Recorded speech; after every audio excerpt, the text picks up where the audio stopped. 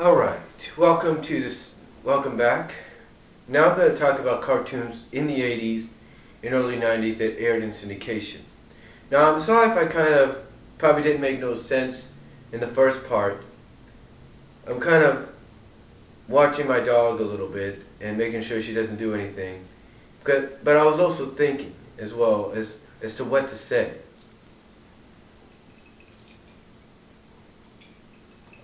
Now, one of the other things about cartoons throughout the 80s and the early 90s was syndication. I mean, if you did not have syndication for cartoons back then, you were out of luck. Because you think Saturday mornings was the pinnacle, this was just the stepping stone. This was like the stepping stone to Saturday mornings. Saturday mornings was the pinnacle, because there were only certain cartoons you could see on Saturday mornings. But in syndication, there were only cartoons you could see in syndication that you couldn't see on Saturday mornings. And I tell you, the syndicated lineup of cartoons was like a who's who of cartoons.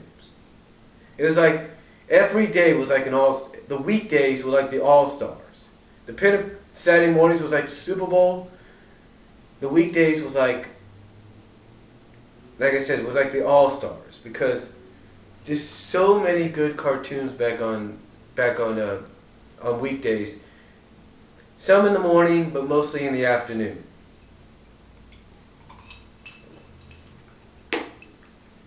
And folks, I can tell you from experience, they had some of the best cartoons in weekday mornings and weekday afternoons in syndication that you could ever ask for. I remember, for example, on weekday afternoons, and I can fondly remember this very well, there was an hour-and-a-half block that was dedicated to Hasbro-related cartoons. Now, these Hasbro-related cartoons were basically cartoons based off the toys and stuff. And I can remember this very fondly. I can remember that Gem started it off. And then after Gem was Transformers, and after Transformers was G.I. Joe. And for me and my sisters, that was like the best hour and a half, best 90 minutes you can ask for. Because my sisters got to enjoy Gem. Matter of fact, I think it was the best 2 hours. Because now that I think about it, My Little Pony was also aired during that time. So that was the best 2 hours when you think about it. Because my sisters got to enjoy My Little Pony and Gem, I got to enjoy G.I. Joe and Transformers. So that was the best time you could ever ask for. I mean, just the fact that you got to watch, that girls got to watch what they wanted, boys got to watch what they wanted, it was a great time. Now, I'm not saying that I didn't watch some of the shows that my sisters watched, and they didn't watch some of the shows I watched, because we did, and I'm pretty sure we weren't the only siblings that did that. But I'll tell you, folks, it was like an unbelievable time to be a kid, an unbelievable time, because those 2 hours on weekday afternoons cemented the legacy of 80s cartoons for kids, in my opinion. But it wasn't just those 2 hours. It wasn't just those 3 to 5 o'clock hour range. No, folks. They had cartoons starting off around 2 o'clock sometimes. I can remember that the 2 o'clock hour started off with He-Man and She-Ra. And just like with the Hasbro 2 hour block, you had a show for boys and you had a show for girls. Even though both boys and girls watched both shows, it was still a great time. Because you had He-Man starting off, then you had She-Ra. I mean, what more could you ask for? Just a tremendous time as kids, and and there's not much I can ask besides of that. And then the weekday mornings were even better sometimes.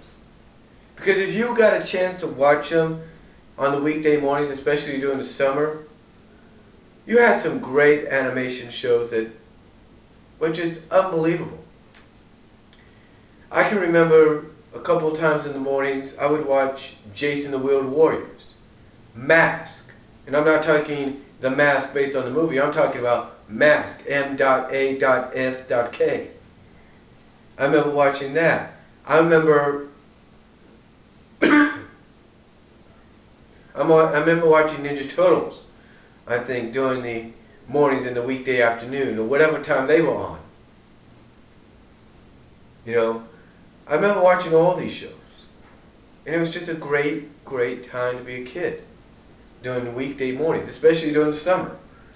Because, like right now, it's raining outside, so what would you do if it was raining outside?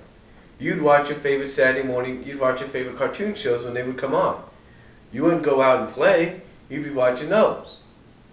And the summer definitely was like the pickup time for kids when they got out of school, because, again, on the weekday mornings you had shows like Jace and the World Warriors, you had Mask, you had the Centurions, you know, you had Visionaries, you had Defenders of the Earth, I'm guessing. You had Alvin and the Chipmunks. I mean, it's just a whole assortment of shows. It's a whole assortment of shows. You had the Galaxy Rangers, you had Bionic 6, you had GoBots, you had Rainbow Bright, shows like that just weekday mornings and weekday afternoons was just like, for the summer, it was like an all-star game every day.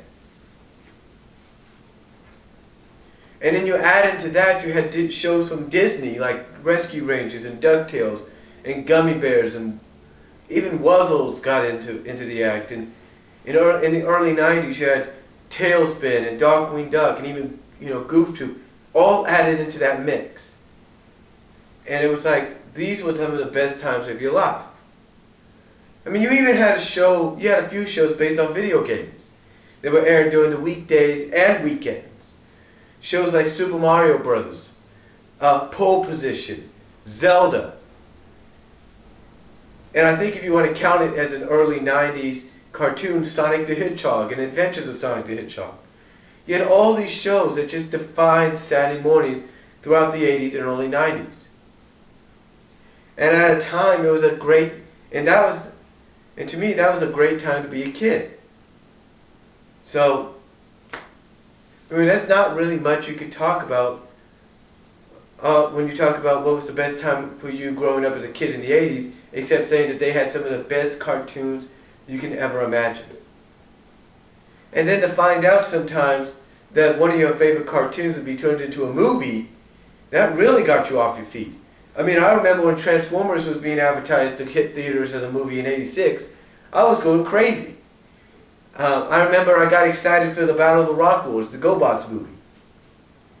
I remember I got a little excited when they said, oh, there's going to be a Pound Puppy's Legend of Big Paw movie.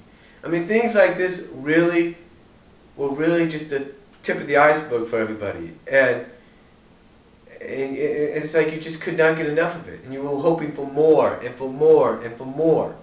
Hanna-Barbera even contributed with the Smurfs and Yogi Bear Treasure Hunt and Yo Yogi and shows like that. You know, they contributed to all of that, and it was still some of the best years of my life. I mean, nowadays, if you're lucky to find them on a thing like Boomerang or Retro TV or This TV or Antenna TV, you're lucky to find them. You're lucky if they're even airing. And if not, then you have no choice but to go online, look for torrents, look for mega uploads, or go to places like Netflix and rent them as box sets if they're available. But still, it's some of the best time of your life. I mean, I remember they had Dinosaurs, they had Denver the Last Dinosaur. You know, shows like that were just an unbelievable time to be a kid. Just unbelievable. And I don't think you could ever get enough of those anymore. Will they ever come back? I don't know. Will we ever see a time like that again? I don't know. But this is why I'm taking a DVD of mine and I'm going to go 6 hours with it and make it and call it my 80s cartoon flashback DVD, where I'm going to have individual episodes of shows like Silverhawks, Thundercats, Dinosaurs, Wuzzles, all the shows that as far as I could find, that help redefine the 80s in animation. So that's what I'm going to do. But what about today? Will we ever see something like that today, or will we ever see it again? Find out in a minute.